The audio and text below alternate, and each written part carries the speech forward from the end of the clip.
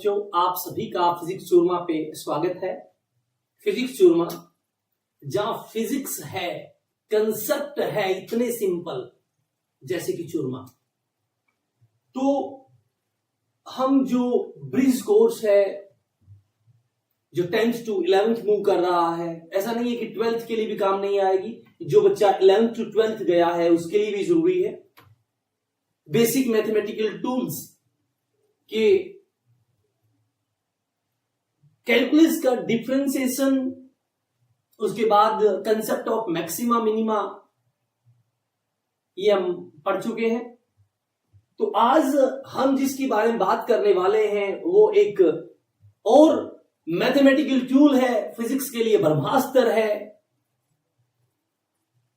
जिसे बोलते हैं इंटीग्रेशन।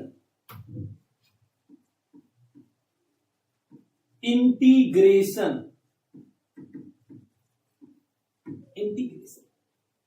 बच्चों, इंटीग्रेशन का मतलब होता है सम ऑफ स्मॉल थिंग्स,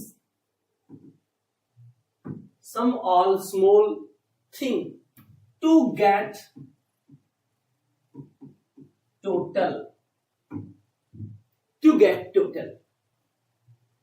छोटी छोटी चीजों को आपको समीशन करना है, जोड़ना है, जिसके बाद आपको जो चीज टोटल चाहिए वो टोटल चीज मिल जाएगी। इसी को बोलते हैं इंटीग्रेशन। सबसे पहला सवाल ये आता है कि भाई इंटीग्रेशन कहां करते हैं, वेयर इट यूज्ड, कहां यूज होगा, बताइए ना। चाहिए ये कहां यूज होगा, ये जरूरी है। हम बात कर रहे हैं इंटीग्रेशन की, डिफरेंशिएशन की। आपके दिमाग में पहले तीर की तरह जाना चाहिए कि भाई इस सवाल में तो इंटीग्रेशन होगा और इस सवाल में इंटीग्रेशन नहीं होगा। यदि ये फंडा क्लियर है तो फिर कोई प्रॉब्लम ही नहीं है, फिर सब क्लियर है, फिर सब नीट एंड क्लीन है। सबसे बड़ी बात तो यही है कि सर हमें ये बता दीजिए ये चीज यूज कहां होगी, ये चीज यूज कहां होगी। यदि हमें ये चीज पता लग जाती है तो फिर फंडामेंटल क्लियर ही है, कि फिर आसान हो जाता है। इंटीग्रेशन तो मैं सिखा दूंगा कि कैसे करना है, पर ये दिमाग में होना चाहिए कि यूज कहां होगी। मैं आपसे बच्चों एक बात पूछूं कि ये y x ग्राफ है और मैं आपको कहूं कि इस लाइन के नीचे का एरिया बताइए। ये यहां पर है x1 और यहां पर है x2। ये लाइन जो है AB बच्चों x1 से x2 तक है। इस लाइन के नीचे का एरिया मुझे जानना है। तो आपने कहा सर एरिया निकालना बड़ा सिंपल है, एरिया बराबर होता है लेंथ इंटू ब्रेड्थ। मैं बोला हाँ बिल्कुल सही कहा आपने, बहुत आता है आपको कि हाँ एरिया बराबर होता है लेंथ इंटू ब्रेड्थ। कोई दिक्कत तो नहीं हुई? हाँ नहीं हुई। यदि बच्चों area is equal to length into breadth है तो ठीक है। ब्रेड्थ तो मेरे पास है x2 माइनस x1, क्योंकि ये जो चीज है, जो लेंथ है वो x2 माइनस x1 हो जाएगी।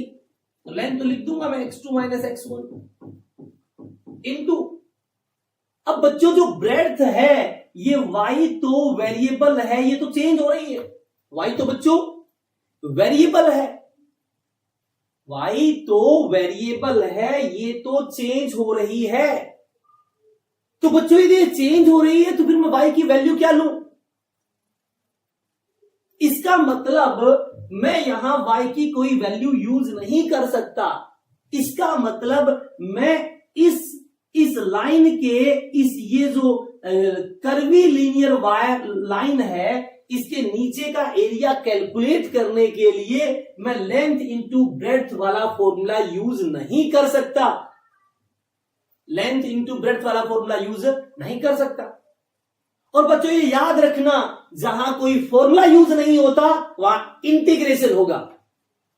जहां कोई फॉर्मूला काम करना बंद कर दे वहां बच्चों इंटीग्रेशन होगा। बस ये आप अपने दिमाग में छाप लें। क्या छाप लें सर, बताइए दोबारा। बच्चों ये छापना है जहां जहां कोई फॉर्मूला काम ना करे वहां आपको इंटीग्रेशन करना है। अब सवाल आता है किसका इंटीग्रेशन करना है? किसका इंटीग्रेशन का मतलब सम होता है किसका? सम ऑफ स्मॉल थिंग्स, मतलब छोटी चीज का। तो अब मुझे कोई छोटा एरिया यहां लेना पड़ेगा। तो मैंने क्या किया, इसकी एक छोटी सी स्ट्रिप ली, dx चौड़ाई की।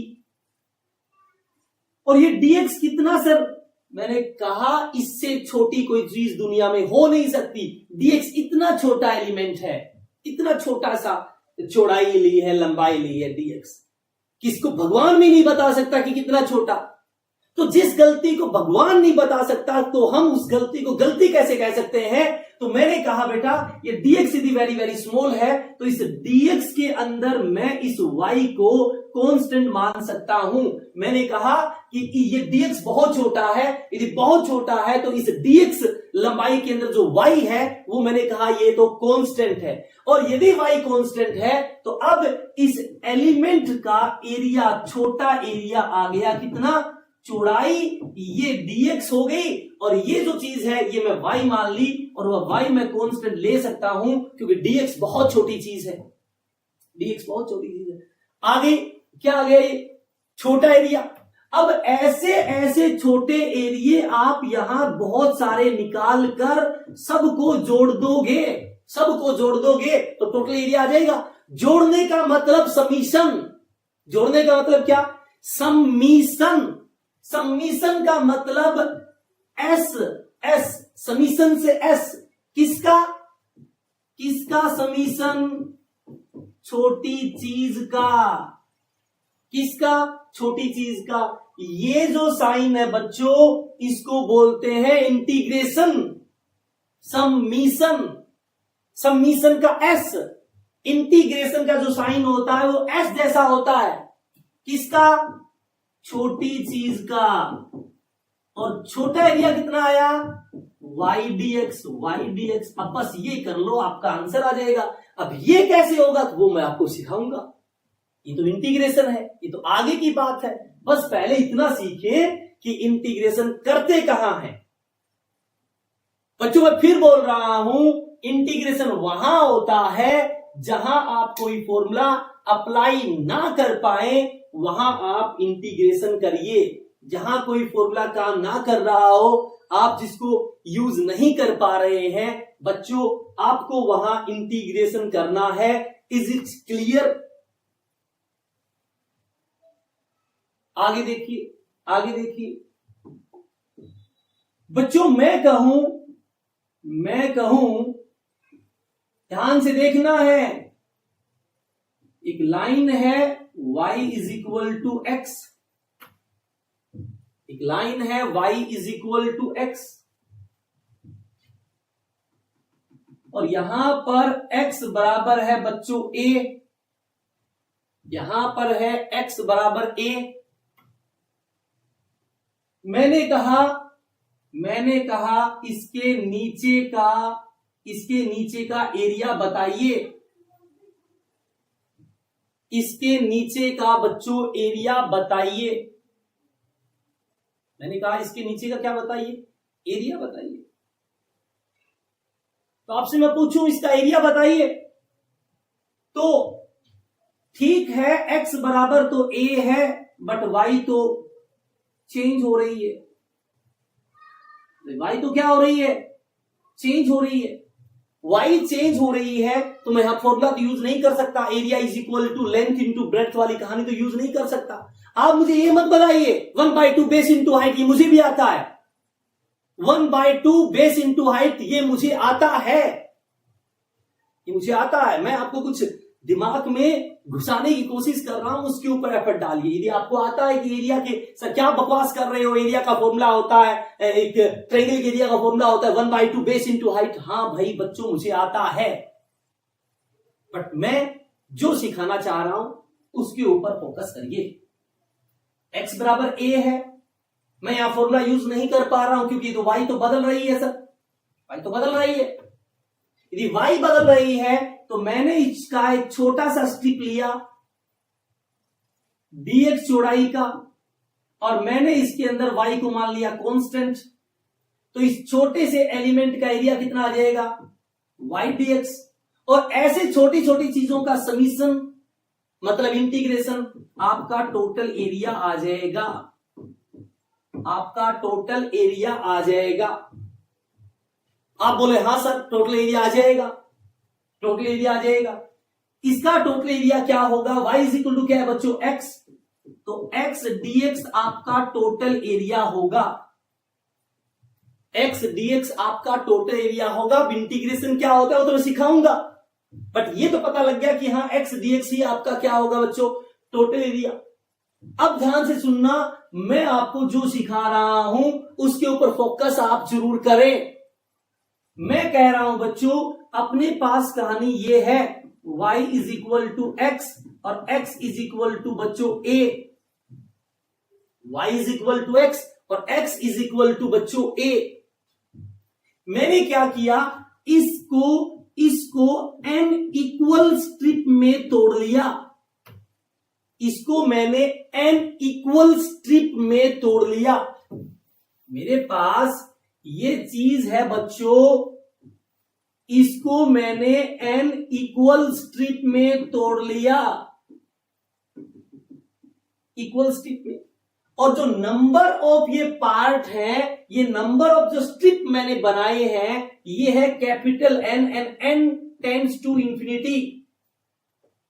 मतलब ये छोटे छोटे जो पार्ट बनाए हैं मैंने n बनाए हैं, और एक की चौड़ाई बच्चों dx है। ध्यान से देखना, एक की चौड़ाई बच्चों dx है। हाँ dx है सर, आप बोले सर हाँ dx है, मैंने मान लिया। अब सुनो ध्यान से, n टोटल टुकड़े हैं और एक की चौड़ाई dx है, तो मैं बच्चों ये पहली स्ट्रिप, ये दूसरी स्ट्रिप, ये तीसरी स्ट्रिप, इस तरह से मैं चला गया mth स्ट्रिप पर, mth स्ट्रिप पर। ध्यान से देखना, mth स्ट्रिप यदि 1 dx है, 2 dx हो जाएगा, 3 की चौड़ाई 3 dx हो जाएगी, तो mth स्ट्रिप की चौड़ाई कितनी हो जाएगी, तो मैं इसको लिख सकता हूं बच्चों m dx। मतलब इस पोजीशन को मैं m dx लिख दूं क्योंकि ये mv वाली स्ट्रिप है m वाली स्ट्रिप, पहली फिर दूसरी फिर तीसरी m वाली। और एक स्ट्रिप का dx है, 2 का 2 dx, 3 का 3 dx, 4 का 4 dx, तो m वाली का m dx।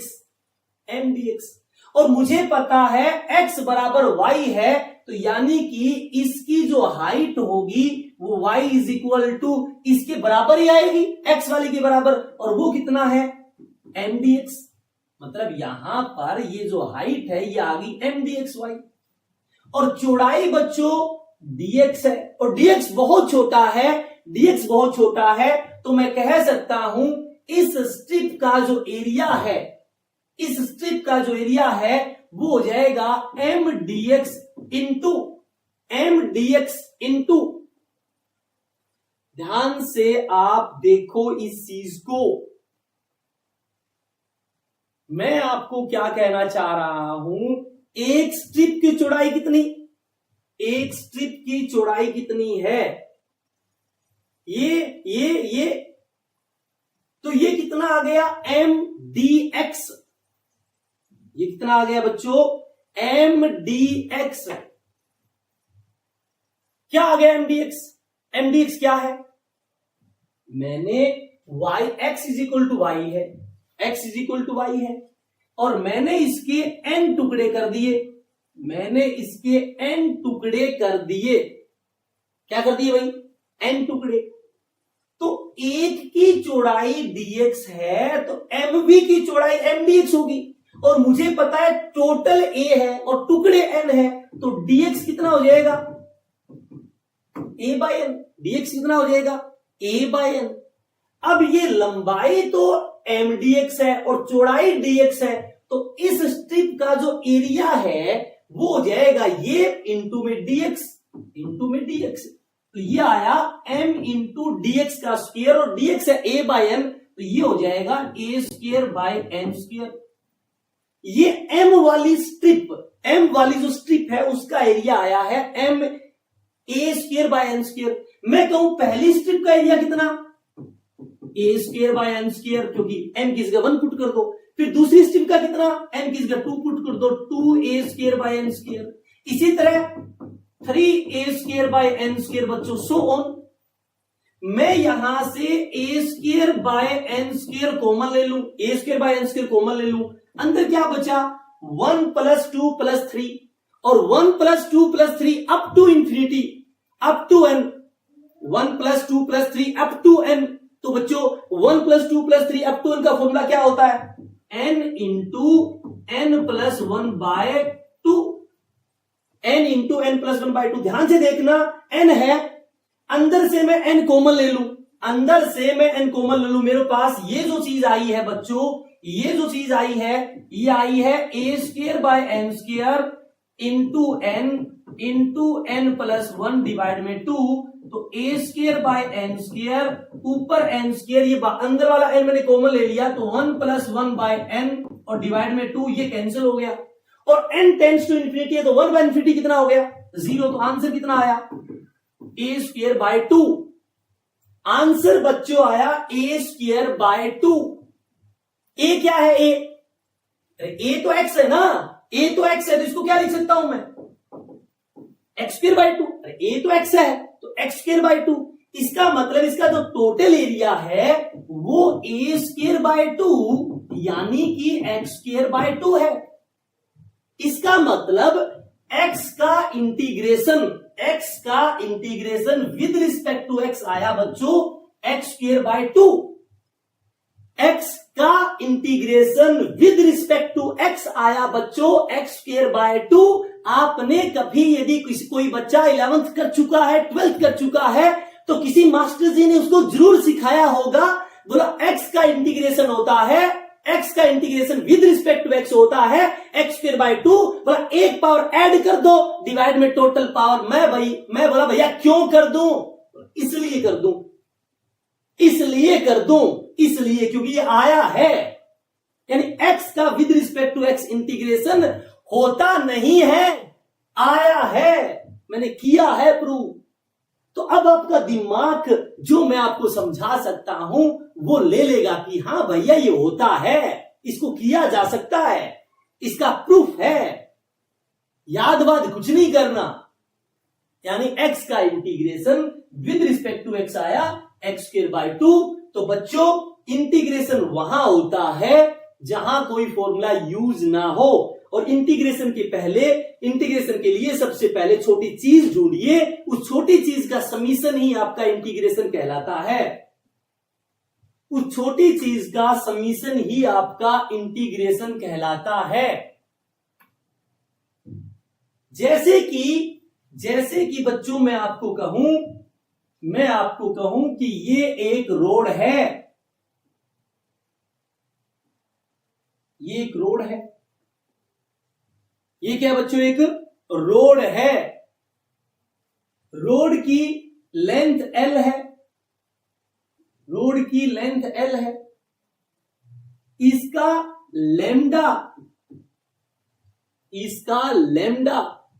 लेमडा है बच्चों 5x प्लस 3। सर लेमडा क्या है, लेमडा है मास पर unit length is equal to 5x plus 3। इसका मतलब बच्चों इसकी डेंसिटी वेरिएबल है, इसकी डेंसिटी बच्चों वेरिएबल है। मैंने कहा फाइंड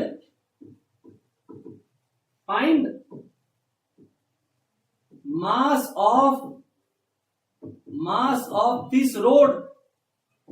मैंने कहा बच्चों find mass of this rod. इसका area of cross section A है, मास बताना है। आप बोले सर मास पर यूनिट वॉल्यूम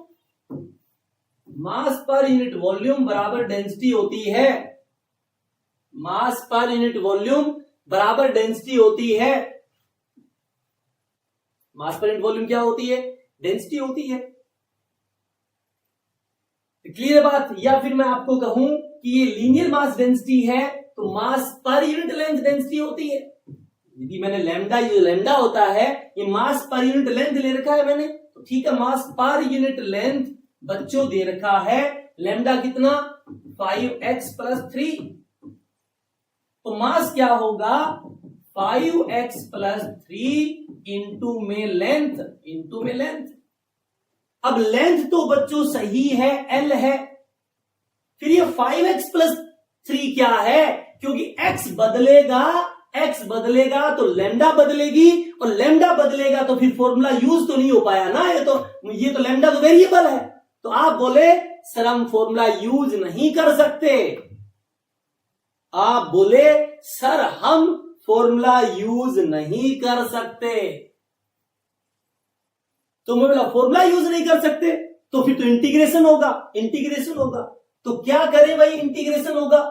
इंटीग्रेशन होगा तो हमें क्या करना है? यहां से x दूरी पे जाके एक छोटा सा टुकड़ा लेना है dx, और x पे जाओगे तो लैम्डा हो जाएगा 5x प्लस 3, और dx वेरी वेरी स्मॉल है, तो इस जोन के अंदर आप लैम्डा को कांस्टेंट मान सकते हो।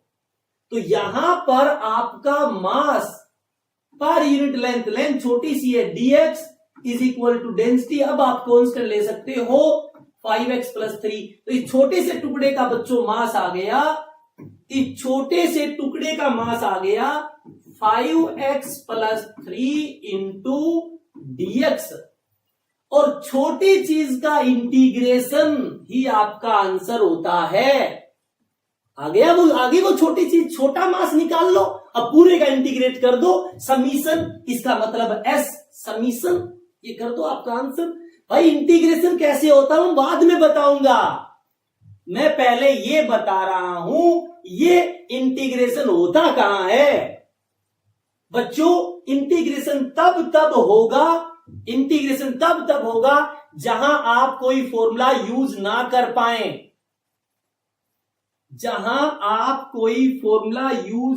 कर पाए। बच्चों वहां होगा इंटीग्रेशन।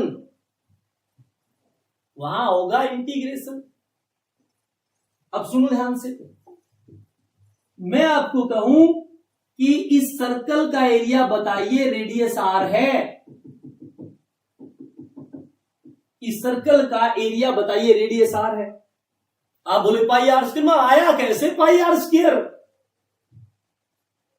कैसे आ गया हवा में?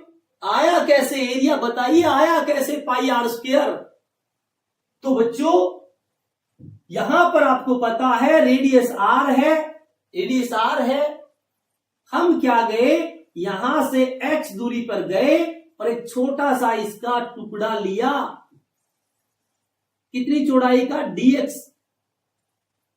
और ये इतना छोटा है जिसके अंदर मैं ये चीज कांस्टेंट मान सकता हूं, y, और ये y है तो नीचे वाले भी y, तो ये टोटल हो गई 2y, और ये चौड़ाई होगी dx।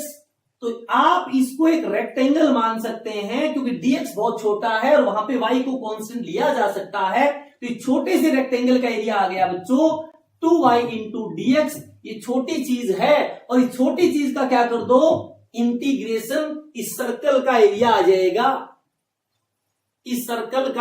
जाएगा।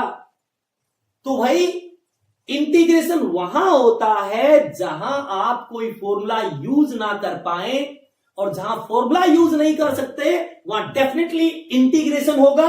और इंटीग्रेशन के लिए बच्चों आपको एक छोटी चीज ढूंढनी है, और इस छोटी चीज का आप समीशन कर दो, इंटीग्रेशन कर दो, आपका आंसर आएगा। तो मैंने अभी तक आपको ये बताया कि इंटीग्रेशन जो है वो करते कहां है। अब इंटीग्रेशन होता कैसे है वो मैं आपको बता रहा हूं। अब यहां देखिए, मान लो y का इंटीग्रेशन करना है विद रिस्पेक्ट टू x। बच्चों थोड़ी देर पहले याद करो, y x था और dx, और इसका आंसर आया था x²/2। अब समझने की आप कोशिश करना, यहां x है और यहां हो गया x² और नीचे आया 2। मैंने पीछे करके दिखाया, इसका मतलब बच्चों यदि y बराबर मैं बोल दूं x की पावर n है तो यहां x की पावर n इंटू dx, जब यहां x था तो यहां हो गया x स्क्वायर, तो यहां x की पावर n है तो बच्चों ये हो जाएगा x की पावर n प्लस 1, और यहां x की पावर 2 हुई तो नीचे भी 2 आया, तो यानी कि टोटल पावर नीचे आएगी, टोटल पावर नीचे आएगी। This is the integration of x की power n with respect to x। Power उसकी चेंज होगी जिसके आगे d लगा है, ये ध्यान रखना, d लगा है बच्चों x के आगे, तो x की पावर 1 बढ़ेगी, डिवाइड में टोटल पावर आएगी, और यदि x की पावर n है तो x की पावर n प्लस 1 डिवाइड में n plus 1, but this is not valid for n is equal to -1। ये n इज इक्वल टू -1 के लिए वैलिड नहीं है, ये x is equal to n is equal to -1 के लिए वैलिड नहीं है, और n की वैल्यू कुछ भी हो ये काम करेगा। एक पावर ऐड बच्चों डिवाइड में टोटल पावर, एक पावर ऐड डिवाइड में बच्चों टोटल पावर।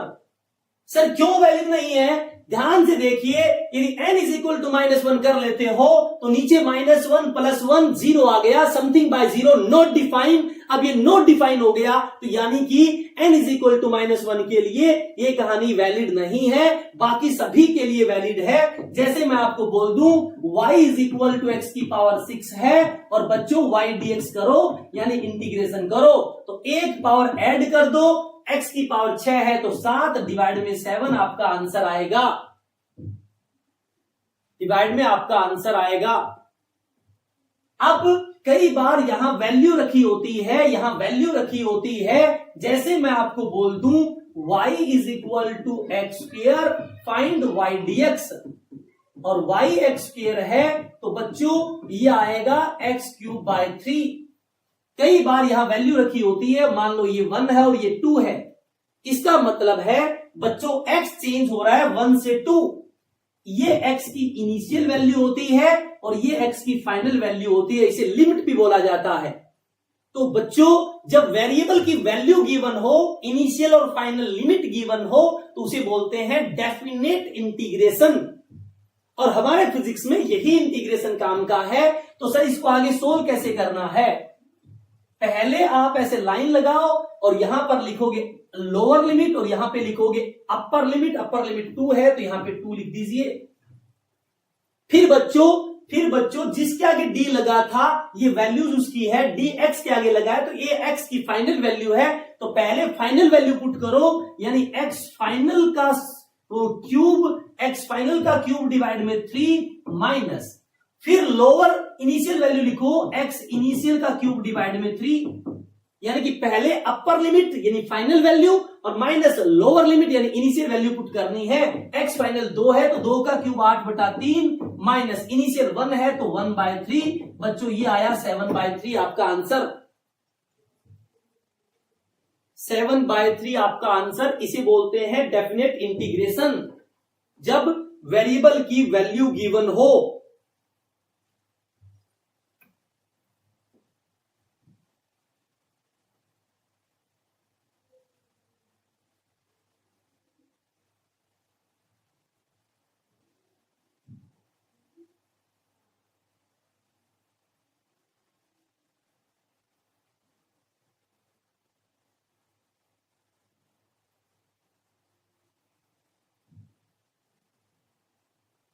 तो ये बात थी। अगला पॉइंट, जैसे आपको बोल दे फाइंड y dx और y इज इक्वल टू बोल दे x की पावर -3, तो यहां x की पावर -3 इंटू dx करो, तो बच्चों आपको पता है एक पावर ऐड होगी डिवाइड में टोटल पावर, तो ये आएगा x की पावर -2 डिवाइड में -2, इसको लिख सकते हो -1/2 x स्क्वायर आपका आंसर। अब जैसे कोई आपको बोल दे y इज इक्वल टू 5 है और y dx करो यानी कि 5 dx करो, अब d तो x के आगे लगा है बच्चों, बट y के अंदर x तो है ही नहीं, तो आपको पता है आप 5 को लिख सकते हो 5x की पावर 0 इंटू dx, यानी कि इंटीग्रेशन करते टाइम कांस्टेंट को कॉमन लेना है, कांस्टेंट को कॉमन ले लो, अंदर बताए x की पावर 0 इंटू dx। तो अब x की पावर 0 है तो एक पावर ऐड करना है और डिवाइड में टोटल पावर, यानी आंसर आ गया 5x। इसका मतलब बच्चों 1 का विद रिस्पेक्ट टू इंटीग्रेशन, 1 का with respect to x integration, 1 को लिख सकते हो x की पावर 0 इंटू dx, तो ये आएगा x की पावर 1 डिवाइड में 1, यानी कि 1 का integration x with respect to x। यदि विद रिस्पेक्ट टू t है तो t होगा, विद रिस्पेक्ट टू y है तो y होगा, विद रिस्पेक्ट टू z है तो z होगा 1 का, z होगा 1 का। आई होप आपको यहां तक चीज क्लियर है। आई होप यहां तक बच्चों आपको चीज क्लियर है। अब कुछ चीजें हैं जो आपको याद रखनी है। किया जा सकता है, मैंने अभी करके दिखाया सेम वैसे ही। मैं आपको कहूं साइन एक्स का इंटीग्रेशन बताओ विद रिस्पेक्ट टू एक्स, तो साइन एक्स का integration with respect to X होता है बच्चों माइनस का कोस एक्स, माइनस का कोस एक्स। बच्चों इंटीग्रेशन और डिफरेंशिएशन बिल्कुल अपोजिट है, बिल्कुल अपोजिट है। इंटीग्रेशन और डिफरेंशिएशन बिल्कुल अपोजिट है। वहां साइन एक्स का डिफरेंशिएशन कोसेक्स होता है और कोसेक्स का डिफरेंशिएशन माइनस साइन एक्स होता है। कोसेक्स का डिफरेंशिएशन माइनस साइन एक्स होता है तो साइन एक्स का इंटीग्रेशन माइनस कोस एक्स होगा। ये उल्टा है, डिफरेंशिएशन इंटीग्रेशन उल्टा है। जैसे आपसे पूछे कोसेक्स का इंटीग्रेशन बताइए विद रिस्पेक्ट टू एक्स, तो आप बोलोगे साइन एक्स। आपसे बोले सीकेंट स्क्वायर एक्स का with respect to X integration बताइए, तो आप बोलोगे टेन एक्स, क्योंकि टेन एक्स का डिफरेंशिएशन सीकेंट स्क्वायर एक्स होता है, तो सीकेंट स्क्वायर एक्स का इंटीग्रेशन टेन एक्स होगा। जैसे आपसे पूछे सीकेंट एक्स टेन एक्स का इंटीग्रेशन बताओ विद रिस्पेक्ट टू एक्स, बच्चों सीकेंट एक्स होता है, क्योंकि सीकेंट एक्स का डिफरेंशिएशन होता है सीकेंट एक्स टेन एक्स, तो सीकेंट एक्स टेन एक्स का इंटीग्रेशन होगा सीकेंट एक्स। इसी तरह बच्चों आपसे पूछे कोसिकेंट स्क्वायर एक्स का इंटीग्रेशन बताओ विद रिस्पेक्ट टू एक्स, तो माइनस का कोट एक्स। इसी तरह आपसे पूछे कोसिकेंट एक्स कोट एक्स का बताइए विद रिस्पेक्ट टू एक्स, तो आपका आंसर होगा minus cosecant x, minus cosecant x. ये आपके कुछ ट्रिग्नोमेट्रिक फंक्शन के इंटीग्रेशन है। क्या याद करना है? अब याद करो, जिस चीज का जिस ट्रिग्नोमेट्रिक फंक्शन का डिफरेंशिएशन करना है, यदि वो सी से स्टार्ट हो, जिसका करना है यदि वो सी से स्टार्ट हो तो आंसर में नेगेटिव आता है। ये कहानी डिफरेंशिएशन की थी, बट इंटीग्रेशन में देखो, जिसका इंटीग्रेशन सी से स्टार्ट हो, जिस इंटीग्रेशन का रिजल्ट सी से स्टार्ट हो वो नेगेटिव होगा। जिस इंटीग्रेशन का रिजल्ट सी से स्टार्ट हो वो नेगेटिव होगा। जिस इंटीग्रेशन का रिजल्ट सी से स्टार्ट हो वो नेगेटिव होगा, वो नेगेटिव होगा। बच्चों e की पावर x का integration with respect to x e की पावर x ही होता है। जैसे e की पावर x का differentiation with respect to x e की पावर x होता है, वैसे ही e की पावर x का इंटीग्रेशन e की पावर x ही होता है। e की पावर x ही होता है।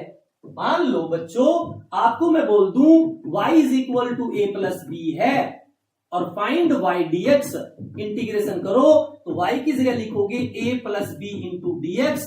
कुछ घबराने की जरूरत नहीं है, पहले a का with respect to x integration कर दो, प्लस है तो प्लस लगा दो, फिर b का with respect to x integration कर दो, आपका आंसर आ जाएगा। जैसे बच्चों मैं आपको कहूं x प्लस साइन x का इंटीग्रेशन बताओ विद रिस्पेक्ट टू x, तो आपको क्या करना है, x का अलग इंटीग्रेशन करो और sin x का अलग इंटीग्रेशन करो जिसके रिस्पेक्ट में गिवन है। अब x की पावर 1 है तो इंटीग्रेशन में पावर 2 डिवाइड में टोटल पावर, और sin x का इंटीग्रेशन होता है माइनस कोस x, अभी बताया था, आपका आंसर आ गया। तो बच्चों आपका आंसर आ गया। ये तब इंटीग्रेशन है जब y is equal to a plus B होता है, a का अलग कर दो इंटीग्रेशन विद रिस्पेक्ट टू जो दे रखा है और प्लस में b का कर दो विद रिस्पेक्ट टू x जो दे रखा है। इसी तरह यदि y is equal to a minus B है और आपसे पूछे y का इंटीग्रेशन करो विद रिस्पेक्ट टू x, तो y की वैल्यू पुट करो बच्चों और इंटीग्रेशन कर दो, पहले a का विद रिस्पेक्ट टू x फिर माइनस का साइन, b का विद रिस्पेक्ट टू x आपका आंसर होगा। a का with respect to x minus b का विद रिस्पेक्ट टू x बच्चों आपका आंसर होगा। जैसे आपसे कोई कहे कि भैया इंटीग्रेशन करिए X square minus 1 with respect to x, तो मैंने कहा एक्स स्क्वायर का हो जाएगा एक्स क्यूब बाय 3, एक पावर बढ़ाओ माइनस 1 में x की पावर 0 है तो एक पावर बढ़ाओ डिवाइड में 1, आपका आंसर हो गया x cube by 3 minus x.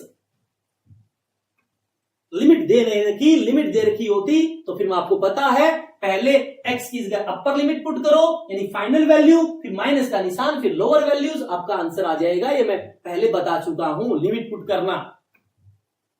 एक बार लिमिट पुट करने वाली चीज दोबारा से आप पीछे देख लें।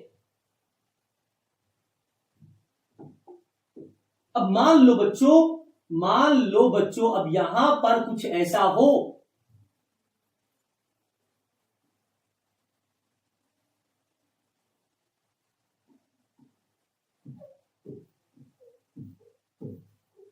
a into B dx, a into B dx, दो फंक्शन आपस में मल्टीप्लाई है और आपसे पूछे इंटीग्रेशन करें। दो फंक्शन मल्टीप्लाई है और बच्चों आपसे पूछे इंटीग्रेशन करें, तो यदि दो फंक्शन आपस में मल्टीप्लाई है और बच्चों आपसे इंटीग्रेशन पूछे तो हमें क्या करना है, पहले इनमें से आप अपनी मर्जी से पहला और दूसरा फंक्शन चूज नहीं कर सकते जैसा आप डिफरेंशिएशन में करते थे। आप इसमें अपनी मर्जी से पहला और दूसरा फंक्शन यूज नहीं कर सकते। इसको पहला और दूसरा फंक्शन यूज करने के लिए एक रूल होता है आइलेट का रूल आप यूज करोगे। आई का मतलब inverse, sine inverse, cos inverse, tan inverse, inverse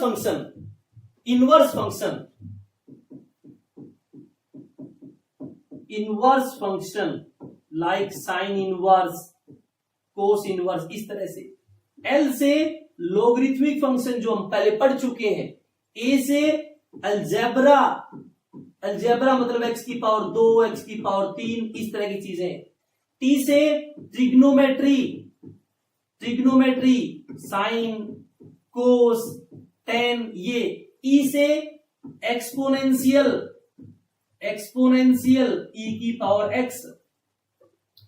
islet में मान लो दो फंक्शन दे रखा है ए और बी में से आइलेट में जो पहले आता है वो पहला फंक्शन माना जाएगा और जो बाद में आता है वो दूसरा फंक्शन माना जाएगा। मान लो x sin x का करना हो तो हमें देखना पड़ेगा कि कौन सा पहला कौन सा दूसरा। x अलजेब्रा है और साइन ट्रिग्नोमेट्री है, तो इसमें इस आइलेट में अलजेब्रा पहले आता है तो ये पहला फंक्शन, ट्रिग्नो बाद में आता है तो दूसरा फंक्शन, तो x पहला हो गया और ये दूसरा फंक्शन हो गया। अब सर कहानी क्या है, कहानी बताओ, कहानी क्या है? तो भाई इंटीग्रेशन होता है a इंटू बी का, जो पहले आता है first function as it, first function जैसा है वैसा, into integration of second, minus का निशान, इंटीग्रेशन का sign, differentiation of first into integration of second function, ये है रूल।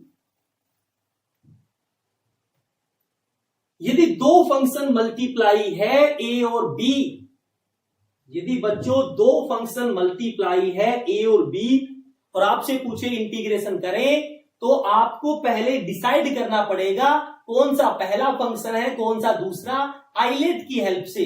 आइलेट में जो पहले आए वो पहला फंक्शन, बाद में आए वो दूसरा फंक्शन। अब रूल क्या कहता है, first function as it is into integration of second minus integration का निशान differentiation of first into integration of second आपका आंसर होगा।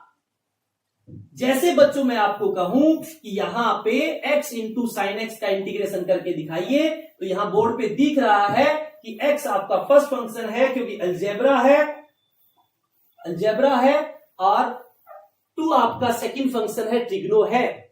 तो first function as it is, second का इंटीग्रेशन, तो साइन एक्स का इंटीग्रेशन होता है बच्चों माइनस कोस एक्स, फिर माइनस का निशान, इंटीग्रेशन का साइन, फर्स्ट का डिफरेंशिएशन, फर्स्ट एक्स है और एक्स का डिफरेंशिएशन 1 होता है, into integration of second sine x है, साइन एक्स का इंटीग्रेशन माइनस का कोस एक्स। यहां तक बात कर ले। अब ये आ गया माइनस एक्स कोस एक्स, माइनस माइनस प्लस, और कोस एक्स का इंटीग्रेशन होता है बच्चों, कोस एक्स का इंटीग्रेशन होता है साइन एक्स। ये आपका आंसर है, ये आपका आंसर है। तो जब भी a इंटू बी का इंटीग्रेशन करना हो तो इसमें पहले आइलेट की हेल्प से ये चेक करना पड़ेगा कौन सा फर्स्ट फंक्शन है, कौन सा सेकंड फंक्शन है। First as it is, second का इंटीग्रेशन माइनस इंटीग्रेशन का निशान, फर्स्ट का डिफरेंशिएशन इंटू सेकंड का इंटीग्रेशन, आपका काम खत्म, आपका काम खत्म।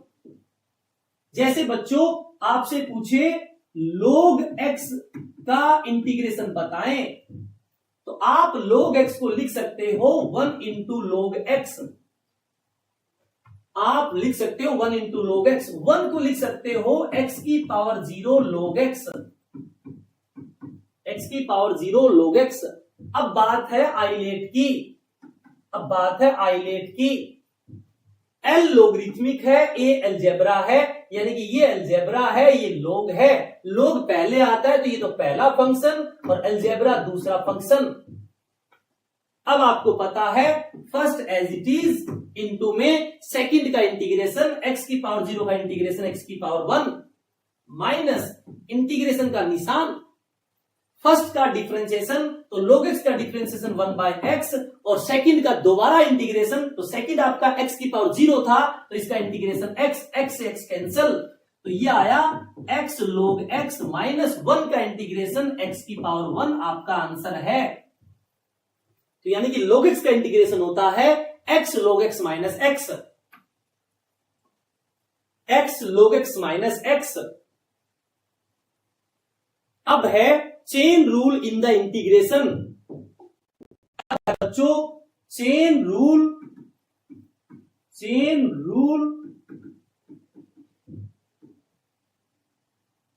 इन integration, chain rule in integration. अब इंटीग्रेशन में चेन रूल का क्या मतलब है, जैसे मैं आपको कहूं x square plus 3x plus 5 dx का इंटीग्रेशन करो, x square plus 3x plus 5 की पावर 5 का इंटीग्रेशन करो, x square plus 3x plus 5 की पावर 5। आपको पता है पावर फर्स्ट फंक्शन है, बेस सेकंड है, बेस क्या है सेकंड। ऐसे सवालों में क्या करना है, चेन रूल में क्या करना है, ये पहला ये दूसरा। इसमें क्या करना है, चेन रूल में क्या करना है बच्चों ध्यान से सुनना,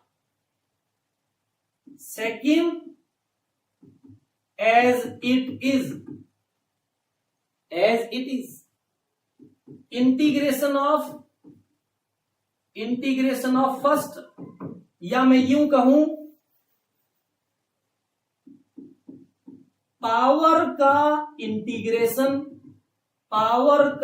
इंटीग्रेशन डिवाइड में बेस का डिफरेंशिएशन आपका आंसर होता है।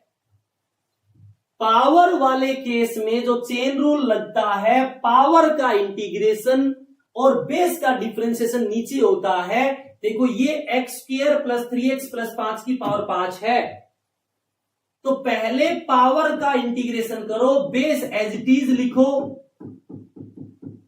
पावर 5 या 6 कर दो, डिवाइड में टोटल पावर, हो गया पावर का इंटीग्रेशन। और डिवाइड में differentiation of base, differentiation of base x square का 2x, 3x का 3 और 5 का 0, ये आपका आंसर है। पावर वाले केस में जो चेन रूल होता है, पावर वाले केस में जो चेन रूल होता है, उसमें पावर का इंटीग्रेशन, बेस को एज इट इज रखना है, पावर का इंटीग्रेशन कर दो, एक बढ़ाकर डिवाइड में टोटल, और जो बेस है उसका डिफरेंशिएशन नीचे चिपका दीजिए, आपका आंसर नीचे चिपका दीजिए, आपका आंसर। जैसे बच्चों आपसे पूछे ये कर्व है y is equal to x square और x है a के बराबर, इसके नीचे का एरिया बताइए। तो आप बोले सर एरिया तो नहीं बता सकते क्योंकि ये तो y बदल रही है, और जहां आप फॉर्मूला नहीं लगा सकते वहां इंटीग्रेशन होता है, और इंटीग्रेशन किसका होता है? छोटी चीज का। तो मैंने इसके छोटे छोटे टुकड़े काट लिए और एक की चौड़ाई ले ली dx, एक की चौड़ाई ले ली dx, और मैंने यहां पर इस dx में मैंने y को मान लिया कांस्टेंट, y को मैंने मान लिया कांस्टेंट। तो इस छोटे से स्ट्रिप का एरिया कितना आ जाएगा? y dx, और छोटे का इंटीग्रेशन आपका टोटल, और आपको पता है y कितना है?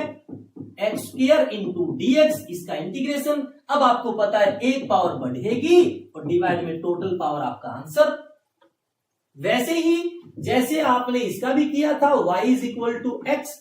देखना अब कैलकुलेट से चीजें कितनी आसान हो जाती है। इसके छोटे छोटे टुकड़े कर लिए, मैंने एक टुकड़ा लिया dx, और इसके अंदर मैं y को मान सकता हूं कांस्टेंट। तो ये छोटा एरिया कितना आ गया? y dx, और टोटल एरिया निकालना हो तो सबका समीशन करूंगा, इंटीग्रेशन करूंगा, और y बच्चों x है तो x इंटू dx, ये कितना आएगा? X square by 2। यानी कि कैलकुलस हमारा जीवन आसान बनाता है, कैलकुलस हमारा जीवन आसान बनाता है।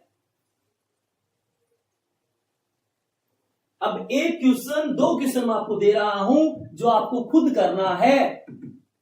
Sine square x by 2 into dx, cos square x by 2 into dx, यानी कि साइन स्क्वायर एक्स बाय 2 और कोस स्क्वायर एक्स बाय 2 का इंटीग्रेशन करना है विद रिस्पेक्ट टू x। आपको बच्चों ट्राई करना है, आपका होमवर्क है। अगले क्लास के अंदर हम इसको सोल्व भी करेंगे और बहुत सारे क्वेश्चंस की प्रैक्टिस करेंगे। उसके बाद बच्चों हम पढ़ेंगे वेक्टर, और जैसे ही वेक्टर फिनिश होगा हम स्टार्ट कर देंगे हम 11th की आपकी फिजिक्स जो चलेगी, 11th का फिजिकल वर्ड एंड मेजरमेंट। उसके बाद कंप्लीट फिजिक्स को हम निपटाएंगे 11th की। और दूसरा लेक्चर जो एक और मतलब अलग अलग डेज के ऊपर 12th का भी लेक्चर चल रहा है 12th वाले बच्चों के लिए, वहां इलेक्ट्रोस्टैटिक चल रहा है। तो बच्चों यदि आपको ये चीजें क्लियर हुई, समझ आई, तो आप फिजिक्स सुरमा से जुड़े रहें।